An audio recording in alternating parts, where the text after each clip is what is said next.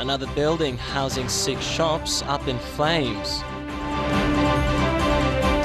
Burial ground cleared to make way for road project. And a policy on cybercrime and SIM card registration launched. This is National EMTV News with Tokana Hasavi. A very good evening and welcome. Thanks for joining me with Thursday's news. Another building housing 6 shops in Lae City was completely gutted by a fire late last night. The fire began just after 9 p.m. at the downtown wholesale and within just 3 hours destroyed the entire building. This is the latest fire in 2 months. EMTV Scott White reports.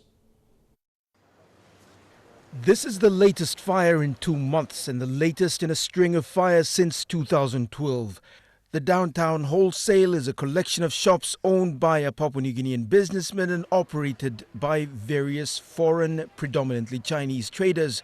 The building also houses living quarters for the traders. Last night after 9 p.m., security guards noticed smoke coming out of the end of the building. They banged on the doors to alert the shop owners.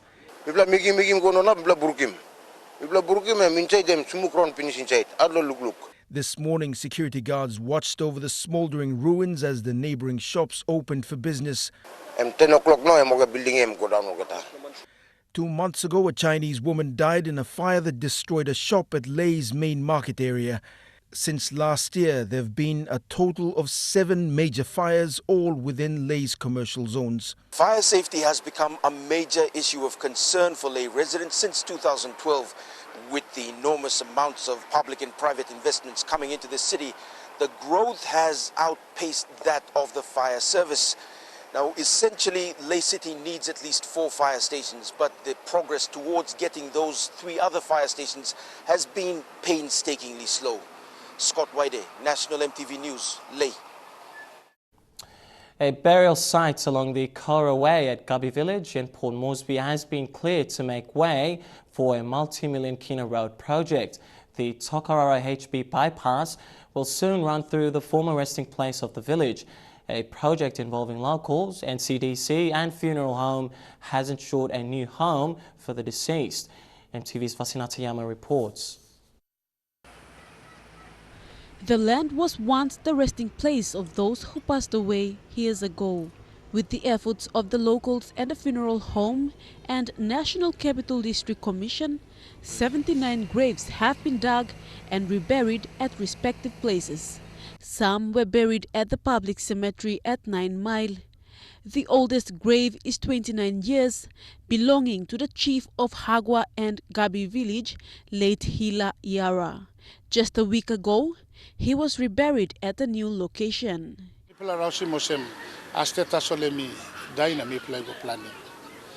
all get the body belonging, all get the, even the shoe belonging, people put him and wear him long here.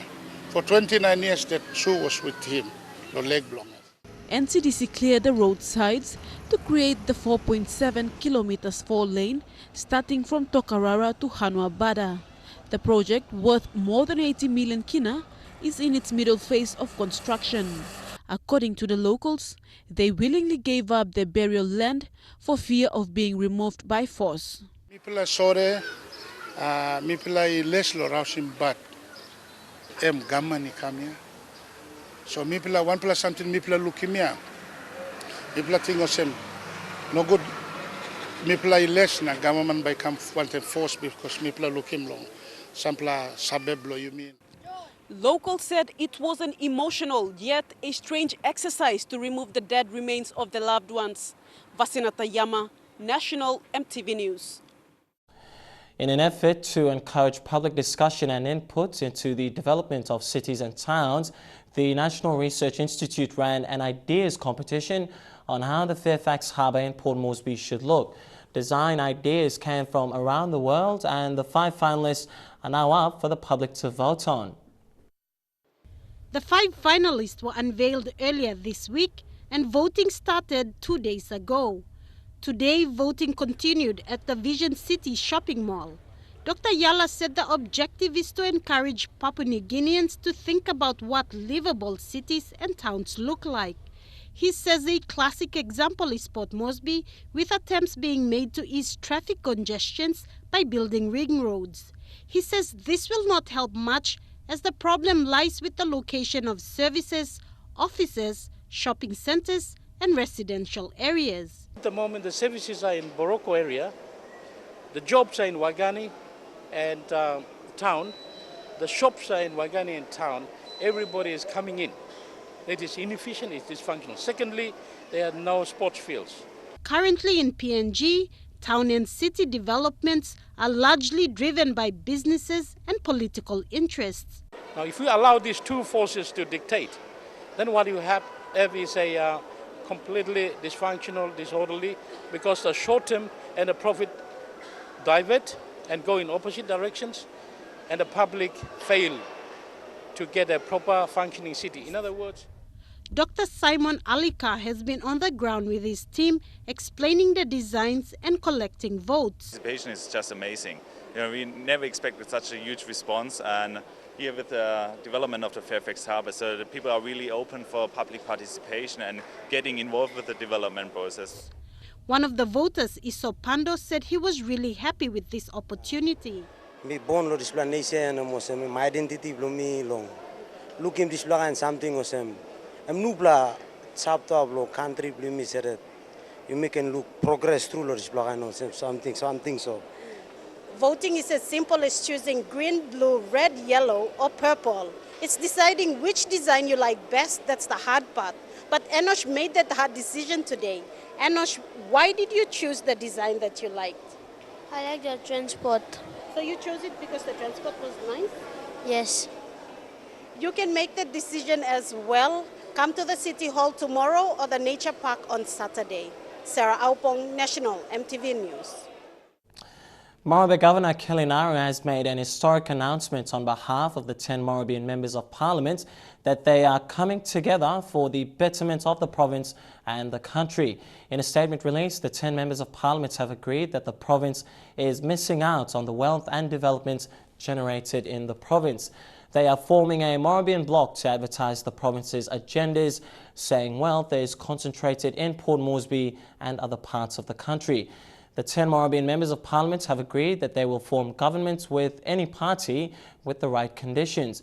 Those conditions are GST raised in Morobe must stay back in the province to develop Morobe, rehabilitation of all national highways in the province, and an audit into the funds spent on the Lane Nada 4-lane highway.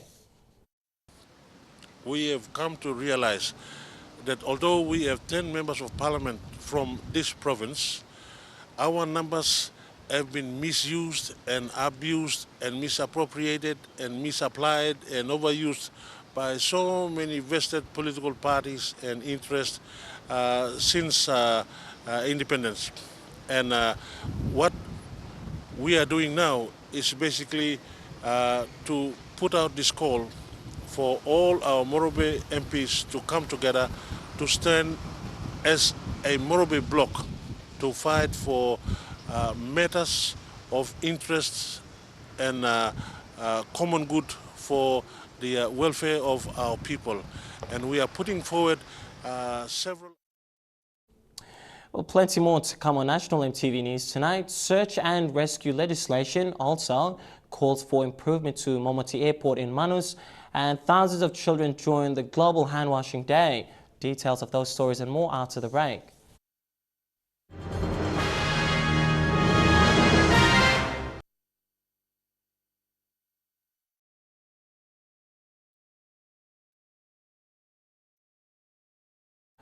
Welcome back to National EMTV News.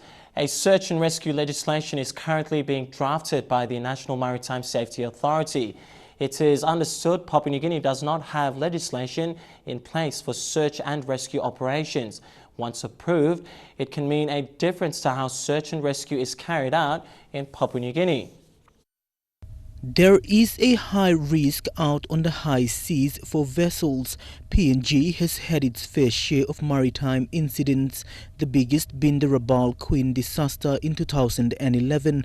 Much of the search and rescue operations for maritime accidents are coordinated by the National Maritime Safety Authority Search and Rescue Unit. Data from NMSA showed that in 2014, 1,106 persons were rescued out at sea. The search and rescue operation is mostly a collaborative effort from various government agencies such as the PNGDF and overseas partners such as the US Coast Guards. Funding has been a constant hindrance to NMSA as it still does not have legislation on search and rescue. Transport Minister William Dumas says the search and rescue legislation is important and the government is committed to ensuring it being passed.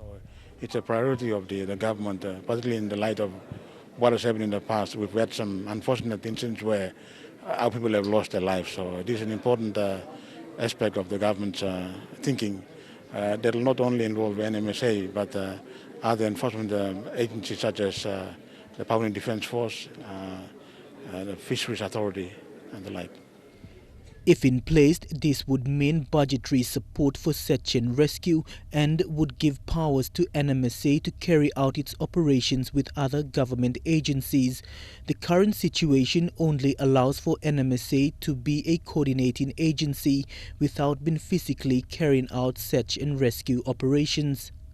NMSA is improving its maritime surveillance and the legislation will be a bonus to the authority in promoting safety out at sea.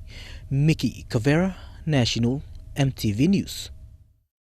Two important documents were launched today that will shape the future of communication services in PNG.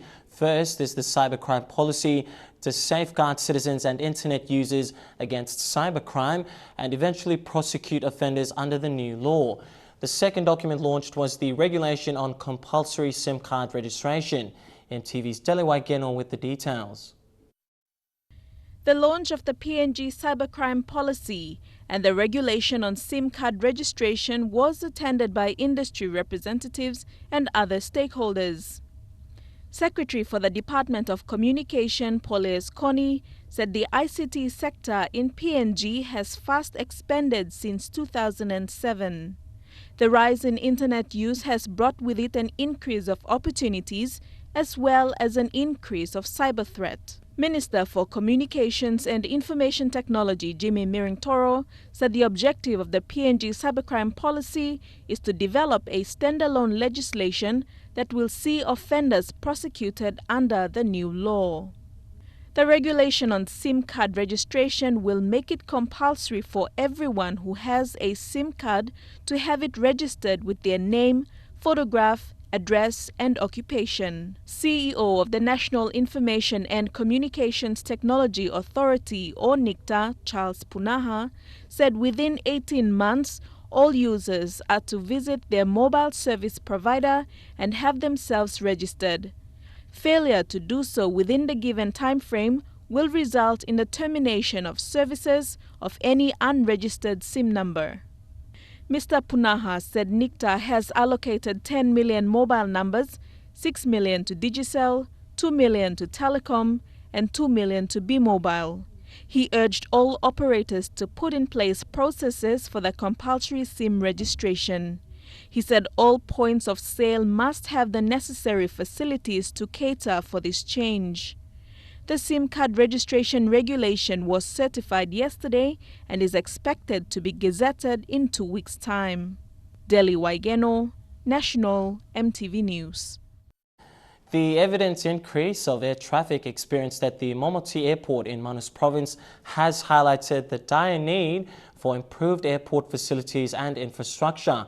The airport has seen an escalation in upgraded flights and passengers since the reopening of the Australian-run Regional Processing Centre at the Lombrum Naval Base in late 2012.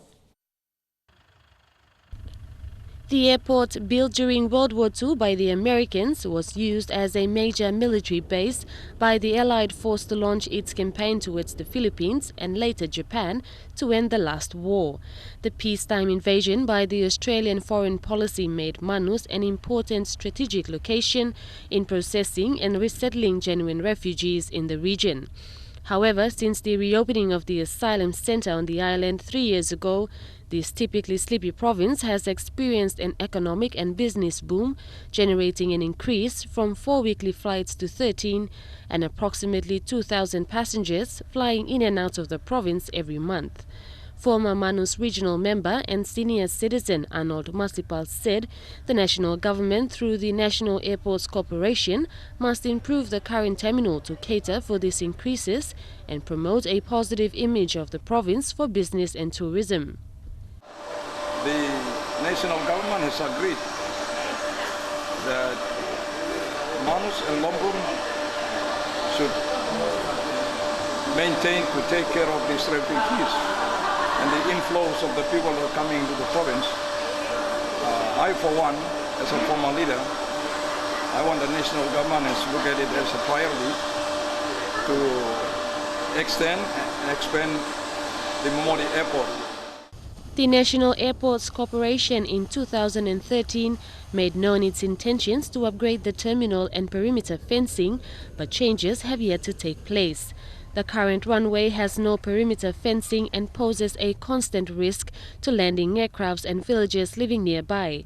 The terminal is too small, and due to lack of room capacity, the security checkpoint, the check-in counter and departure lounge are all located in one room. Another concern raised is the lack of water supply at the terminal for the restroom facilities. The terminal currently has 4 water tanks supplying the terminal. However, once the tanks are emptied, sourcing water becomes an issue. They should really look at that development, and the improvement here should really change to have a better facilities here to cater for the normal Manus population and the development that is going on. Vanessa Knight, National EMTV News. The Civil Aviation Development Infrastructure Program, or CADIP, will give a new look to domestic airport facilities around the country.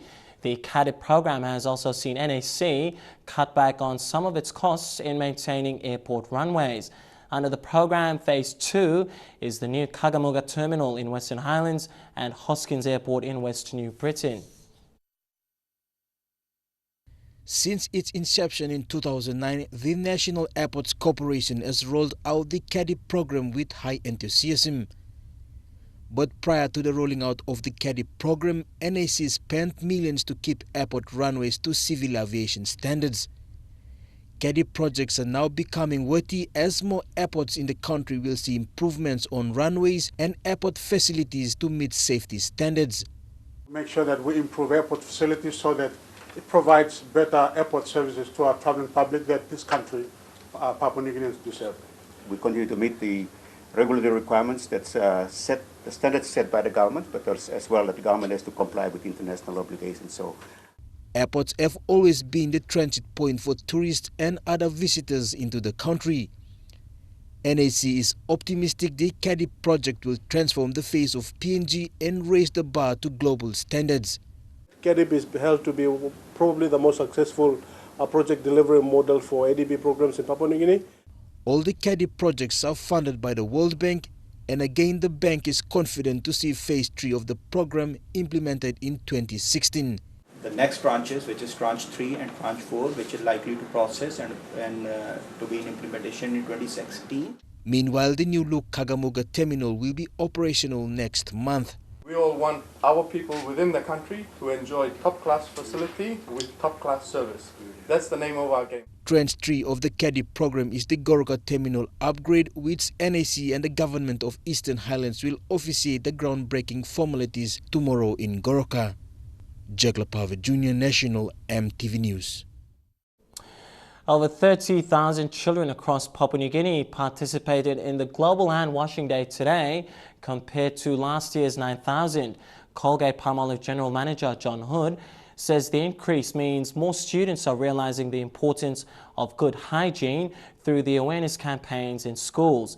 This year's focus is to minimize the number of children suffering from diarrhea and pneumonia-related diseases in Papua New Guinea.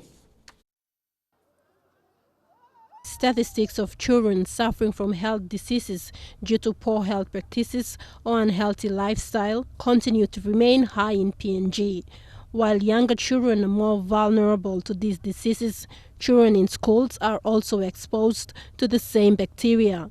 A public-private partnership which started in 2008 between Colgate-Palmolive, the Health and Education Departments and the United Nations organizations aimed to reduce the high cases of children dying from diarrhea and pneumonia. The Global Hand Washing Day is all about, I guess, education awareness for children about the importance of hygiene. And yes, last year was in a small room in our office when we launched, and we thought this year it was more prudent to come out to one of the schools. And we chose Tedero primarily because they have their own hygiene program in place. Hand washing with soap is dangerously low in many countries, the UNICEF reports. At least 800 from the 1,400 diarrhea-related deaths worldwide are attributed to inadequate water, sanitation or poor hygiene. In Port Moresby, representatives from the concerned organizations gathered at Tedero Primary and observed the Global Hand Washing Day. And this year has been Raise a Hand for Hygiene. So I think, for parents at home, please understand the importance of your children having an education, having good education, turning up for school every day, and just make sure you have soap in the house, make sure you have water in the house, make sure the children are washing their hands after they've been to the toilet, because you don't want your children to be sick. Though a public demonstration was conducted on the correct procedures of hand washing, parents and teachers were urged to further continue the practice at home. Takla Gunga, National EMTV News. Papua New Guinea will enhance more cooperation with the country of Japan. Prime Minister Peter O'Neill said the friendship with Japan is more about trade and business. Mr. O'Neill made this statement during his meet with Japanese Prime Minister Shinzo Abe yesterday. The friendship between Papua New Guinea and Japan began years after World War II. This friendship and understanding is further strengthened with bilateral ties and cooperations between the two countries. This week's visit to Japan by Prime Minister Peter O'Neill has reinforced areas both countries plan to benefit from. And that is why we are here today, and we are supported by the Japanese government in some of the initiatives and the programs that they are helping us roll out with the assistance program. Bilateral meetings among key government ministers of the two countries has seen Prime Minister Peter O'Neill agreeing to expand the energy sector, fisheries, travel and tourism. And we will continue to maintain that relationship as we have developed over 70 years ago during the Second World War. Among the talks of expanding agriculture, methanol production and downstreaming processing of gas, Prime Minister Peter O'Neill says PNG will support Japan to be a member of the United Nations Security Council. We are glad to support Japan in the bid to become a permanent member of the United Nations Security Council. And we extend our support to Japan also on the initiative about the World Tsunami Day, and we look forward to sponsoring that at the United Nations. Japan's commitment is to embrace the LNG project as gas is the #1 source of energy for Japanese people.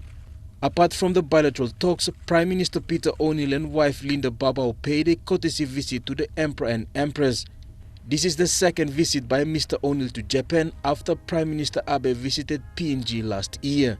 Jagla Pavel Jr., National EMTV News.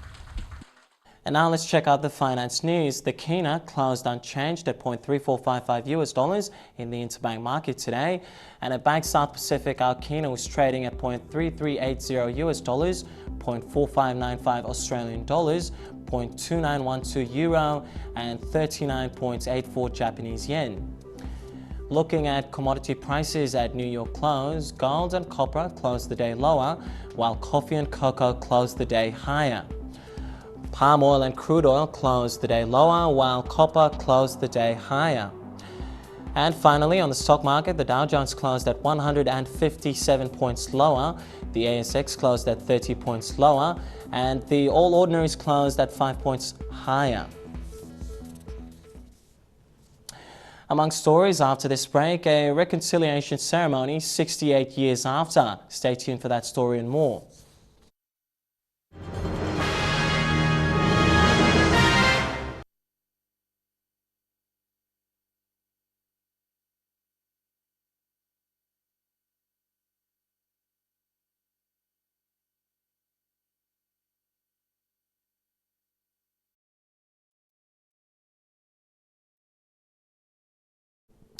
Thanks for your company and welcome back to the news. Acting Lay Police Boss Chief Inspector Timothy Pomoson says the driver of the vehicle that killed 4 girls, including 2 Lay secondary students on Saturday, will be arrested and charged when he's fit to move, speak and give his statement. The man is known to police and was receiving treatment at Anga Hospital for serious injuries sustained during the incident and from a public beating. In fear of retaliation, his relatives moved him to their home with the injuries he sustained. Yesterday, Morobe Governor Kelly Naru made calls to the Lay Police to ensure the law takes its course. EMTV's Bethany Harriman reports. Lay police officers who are investigating the Cassia Crescent fatal incident went to the driver's family home to make the arrest. They found that the driver, a public servant from the Kabung district, still could not speak or move, making it difficult for them to bring him in for statement. His name will not be disclosed. This is a subject to investigation, but police have located him. They checked him, physically checked him, but due to the injuries sustained, they were not able to have him brought in and arson charge. They will again check him this afternoon, later today. And if he is okay for him to be interviewed and dealt with accordingly, he will be brought in and arson charge for the 4 deaths. Acting Lay Police Boss Chief Inspector Timothy Pomoso says the Lay Police will still arrest the driver. The driver hasn't recovered enough to be able to speak after serious injuries sustained in the vehicle and during the beating he received from the public. Police say the driver could die in the cells from his injuries if he is forcefully arrested. Injuries sustained as a result of that accident, he was also backed up by the public and onlookers who were there at the time. He was hospitalized, but out of the fear of his own safety, relatives got him out from the hospital, back to his residence. On Saturday, after crawling out from a vehicle that hit 5 young ladies with a baby and killed 4 of them, the driver, seen in these pictures, standing at the scene for more than 2 hours. He was taken to Anga Hospital for treatment, where his relatives moved him in fear of retaliation. Yesterday, Morobe Governor Kelly Naru said public servants caught drink driving will not have a place in the public service, and the driver responsible for the deaths of the 4 girls must be punished. To police to ensure that the full force of the law is brought down on these culprits who have caused unnecessary loss of life through their careless behavior. Lay's Cassia Crescent fatal incident on Saturday has received high-level attention from the Lay community and the Morobe Governor. Now, all eyes will be on the Lay Police to make sure that the driver is arrested and charged. Bethany Harriman, National EMTV News, Lay. The National Maritime Safety Authority yesterday launched its new corporate plan 2015 to 2019. It sets out a roadmap towards achieving key milestones and priorities set out in the Medium-Term Transport Plan 2014 to 2018 and the National Transport Strategy. EMTV's Mickey Cavera reports. The National Maritime Safety Authority was established by an Act of Parliament, the NMSA Act of 2003. Since then, it has delivered on much of the government's plan in building and improving the maritime transport sector in the country. The launch of the 5-year corporate plan last night further outlines NMSA's commitment. Minister for Transport and Infrastructure William Duma encouraged NMSA to deliver on the corporate plan. The new Merchant Shipping Act and various marine pollution regulations, once passed, will provide a statutory framework to enable NMSA to carry out its work. A revised NMSA Act is also being sought by the government. You must remember the Act was enacted more than 10 years ago, so naturally, like any other organization, you still have to take a step back, review what has happened, what has been done, and what needs to be polished up, and that is what is being done now. But there will be no major eye-opening changes in this. He says the government plans to transform NMSA into a more resilient and multifunctional government agency. Mickey Cavera, National EMTV News. SB Brewery has joined a string of business houses stepping up in its support of the 4th annual Miss Pacific Islands pageant PNG. The brewery giant today presented a cheque of 10,000 kina to the pageant committee for the staging of this year's crowning ball on the 14th of November. SB Brewery, with our brand Export Radler, is delighted to be a bronze sponsor, and we wish the organisers well for the crowning ball in November. 5 contestants have been secured so far, and the winner will go on to represent the country in its unique and diverse culture at the Miss Pacific Islands pageant in December in the Cook Islands. The pageant, however, is not just an event to find a cultural ambassador to represent PNG in the Pacific. It also raises funds to assist young women complete their education. Many of the beneficiaries are scattered across the country, attending vocational, technical colleges and universities. With support from organizations or companies such as SB Brewery, we will continue to educate more and more young women. We believe that education is the key to success and prosperity of this country. We believe that when you educate a woman, you educate a community and ultimately a nation. The committee has raised over 400,000 kina worth of scholarships in the last 4 years, assisting over 100 struggling girls throughout PNG in enhancing their education. Vanessa Knight, National EMTV News. Member for Moresby South and Minister for Sports Justin Chichenko today handed over medals to recipients who were absent from last month's presentation. The gesture recognizes individuals from the Moresby South electorate who have contributed years of services to their community and to the country. The presentation took place at the Maribyrnong Sports Complex Hall today. After 3 years, it was an exciting and emotional moment for the communities and settlements of the Moresby South electorate. They lined up today to receive the 40 years of service medals. Communities like 2 Mile and the Joyce Bay areas all received medals recognition for their services. The minister said the medal recognized grassroots mothers and fathers who have contributed to nation building.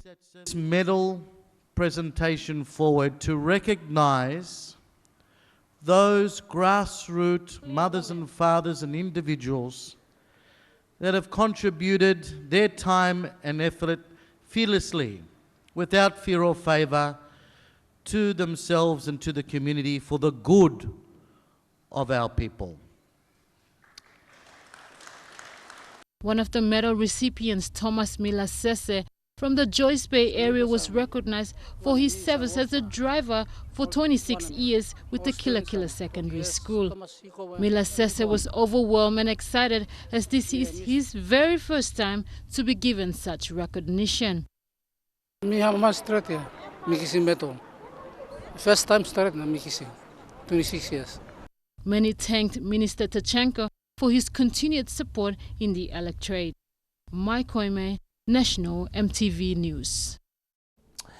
Well, after 68 years, the people of Gemarubu village in Rigo, Central Province, have sought forgiveness from God for the death of late Pastor Gavir Daniel.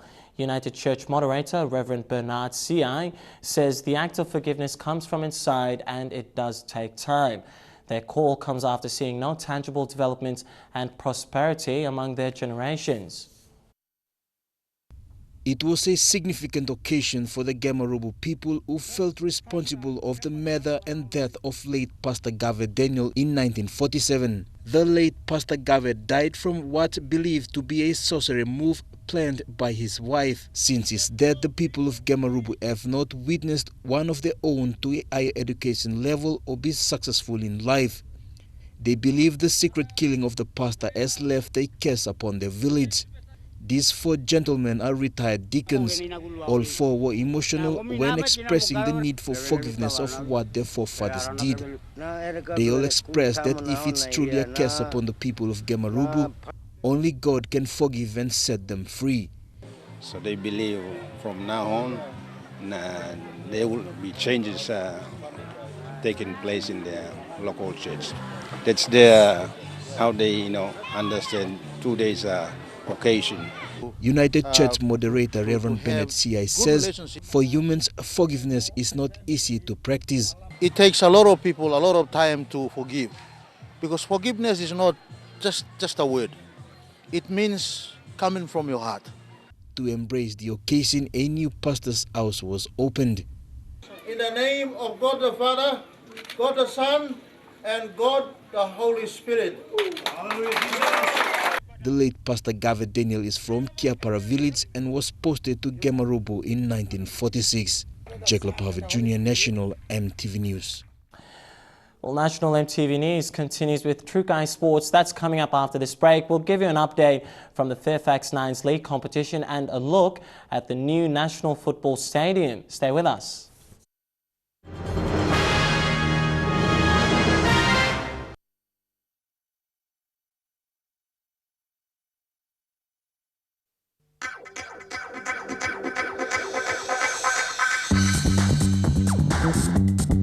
True Guy Sports.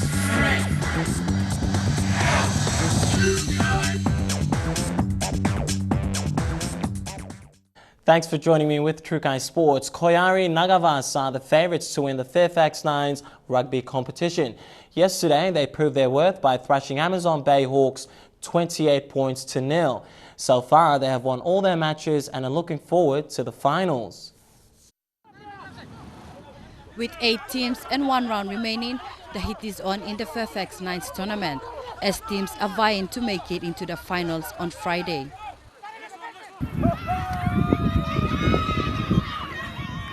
Boosting some of the best players from the SB Hunters in the likes of Kato Otio and Blend Abavu, the Koyari Nagavas have proven to be a force to be reckoned with. Coming off a win from yesterday, the Nagavas have secured a place in the Cup playoff against the SSG Roosters. Selectors are also out there to scout new players for their franchise for the Intercity Cup Rugby League competition. Rafaela Kaure, National EMTV Sports. Construction is underway for the home of rugby league in Papua New Guinea. Formerly known as the Lloyd Robson Oval, it is to be transformed to a world-class facility that will be called the National Football Stadium. The stadium will be ready in time for next year's Rugby League pre-season competition and also for the FIFA Under-20 Women's World Cup. The most popular sport in Papua New Guinea is rugby league, and it is very evident why. The sport has been growing immensely in popularity, and with the performance of the PNG Hunters, the construction of the National Football Stadium will elevate this status to previously unseen heights. The stadium will be of National Rugby League standard, complying with the guidelines of the governing codes for football stadiums. This is going to be a fantastic stadium for rugby league in Papua New Guinea. It's been NRL certified, and it will be the premier football stadium for Papua New Guinea when it comes to playing rugby league. And with these world-class facilities available, this will create a good pathway for competition in the country to evolve. Port Moresby Rugby League has been here from as far as we can remember. And with that, the Digicel Cup has come up to continue rugby league and take our rugby league superstars to the next level, to the Hunters and then to the Kumus. So we've got now a pathway for our future rugby league stars and something for all our rugby league followers to look forward to. The National Football Stadium will also be used to cater for the upcoming FIFA Under-20 Women's World Cup next year. Dion Kombang, National EMTV Sports. Well, Trukai Sports continues after the break with more. Stay with us.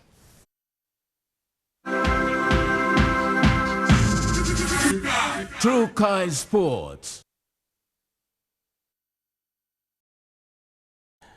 Welcome back to Trukai Sports. Sports Minister Justin Chichenko has responded to comments made by Port Moresby Rugby League Chairman Dr. James Naipao yesterday. Dr. Naipao said financial costs for venues are excessive, which makes it out of reach for competition. Naipao said the local sportsmen and women in Port Moresby will not benefit. He was frustrated to see his competition being played at the Marek Barracks Oval. Justin Chichenko responded yesterday saying the whole purpose of rebuilding the Lloyd Robson Oval is for the local competitions. Facilities aren't available, they're too expensive for our people. That's a load of bullshit.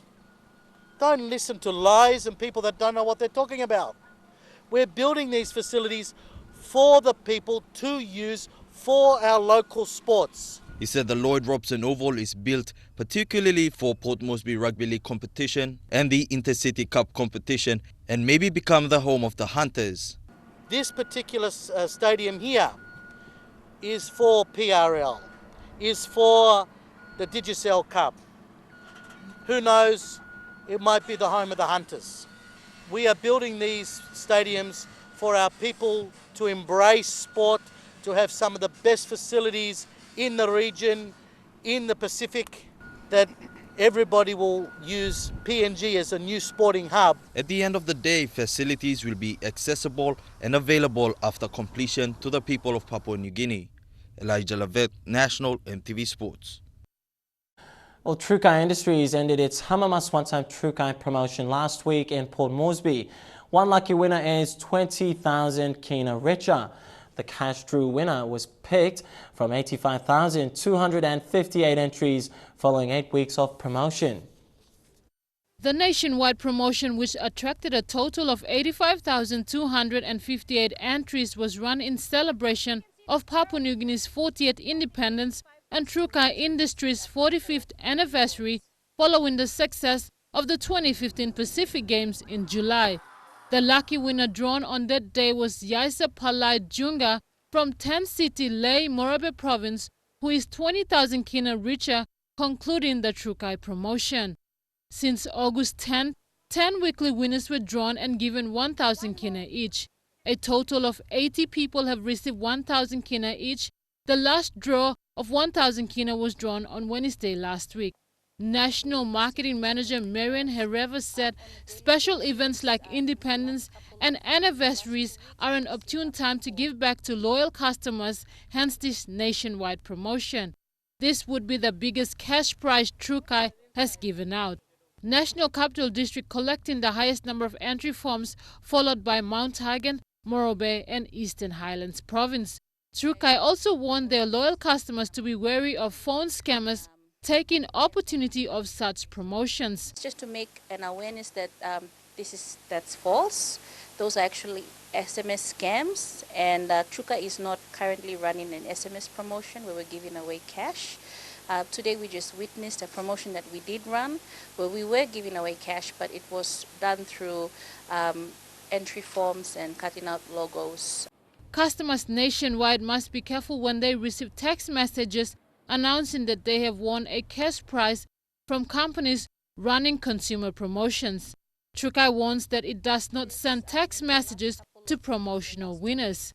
Mai Koime, National EMTV Sports. Well, that report wraps up Trukai Sports tonight. Stay tuned. We have the weather details for the next 24 hours when we come back. Trukai Sports.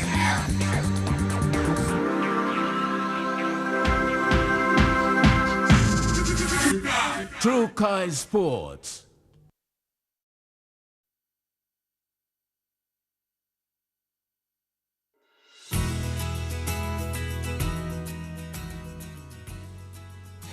And now let's take a quick look at the weather forecast for the next 24 hours. In southern region, all centers relatively fine. In Momase, all centres mostly fine except Funimore brief showers.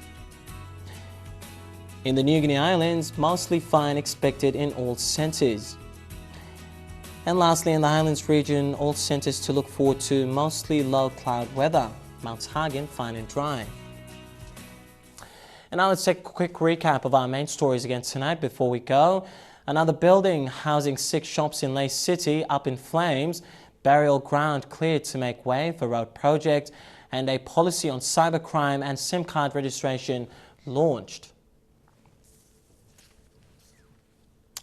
Well, that's the way it is this Thursday, the 15th of October 2015. From the news crew, I'm Tokana Asavi Jr. Thanks for your company. You take care and stay happy. Good night.